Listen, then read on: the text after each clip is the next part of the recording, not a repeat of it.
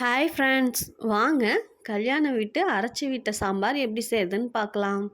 அதுக்கு ஒரு பேனில் வர கொத்தமல்லி 2 ஸ்பூன், கடலப்பருப்பு 1 ஸ்பூன், துவரம்பருப்பு 1½ ஸ்பூன் போட்டு, ஒரு கட்டி பூண்டு, ஒரு 3 வரமிளகா, ஒரு கொத்து கருவேப்பிலை, 2 ஸ்பூன் தேங்காய். இதை அப்படியே லைட்டாக வறுத்து விட்டுறலாம். அடிப்பிடிக்கும் தேங்காய், அதனால் பொறுமையாக லோ ஃப்ளேமில் வச்சு அடி பிடிக்காமல் மெதுவாக வதக்கி விடுங்க. இங்கே பாருங்கள், இந்தளவுக்கு நல்லா வதங்கணும். அடுத்து நான் ஒரு 200 கிராம் துவரம்பருப்பு கழுவி குக்கரில் வச்சுருக்கிறேன். அப்புறம் 2 பச்சை மிளகா, ஒரு கட்டி பூண்டு, ஒரு 4-5 சின்ன வெங்காயம் கட் பண்ணி வச்சுருக்கேன். பழுத்த தக்காளியாக 2 தக்காளி கட் பண்ணி அதில் போட்டுக்கலாம். போட்டு 1 ஸ்பூன் சீரகம், 1/2 ஸ்பூன் மிளகு, 1/2 ஸ்பூன் மஞ்சத்தூள். இப்போ தேவையான அளவு நம்ம தண்ணி ஊற்றிக்கலாம். இப்போ இது தண்ணி ஊற்றியாச்சுங்க.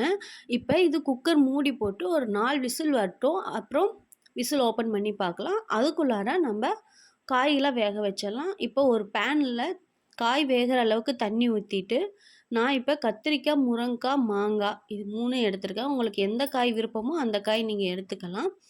இப்போ தேவையான அளவு உப்பு போட்டு மூடி வச்சுக்கலாம். காய் நல்லா வெந்து வரட்டும். இப்போ இது பாருங்கள், குக்கரில் 4 விசில் வந்தாச்சு. பருப்பு பாருங்கள் நல்லா வெந்து வந்திருக்கு. நான் ஒரு பெரிய நெல்லிக்காய் சைஸ் அளவுக்கு புளி எடுத்திருக்கேன். ஏன்னா நான் காயில் மாங்காய் சேர்த்திருக்கிறேன். அதனால் நான் கொஞ்சமாக புளி சேர்த்திக்கிறேன். ஏன்னா அந்த ஒரு புளிப்பு இருக்கும். அதனால் புளி கரைச்சி அதில் ஊற்றிக்கலாம்.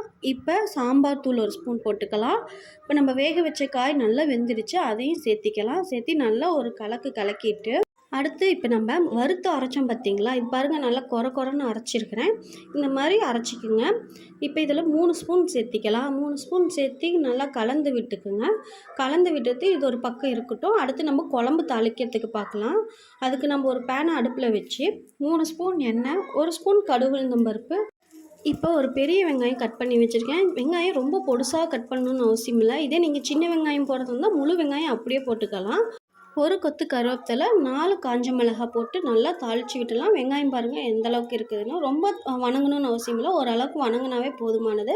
இப்போ நம்ம சாம்பார் எடுத்து தாளிப்பில் கொட்டிக்கலாம். கொட்டிட்டு நல்லா கலந்து விட்டு உப்பு காரம்லாம் கரெக்டாக இருக்குதான்னு பார்த்துக்க. எனக்கு லைட்டாக உப்பு பத்தாத மாதிரி இருந்தது, அதனால் லைட்டாக போட்டு கலந்து விட்டுக்கிட்டேன். இப்போ பாருங்கள், குழம்பு நல்லா ஒரு 2-3 கொதி வரணும். ஒரு குறைஞ்சது ஒரு 3-4 நிமிஷமாச்சும் கொதி விடுங்க.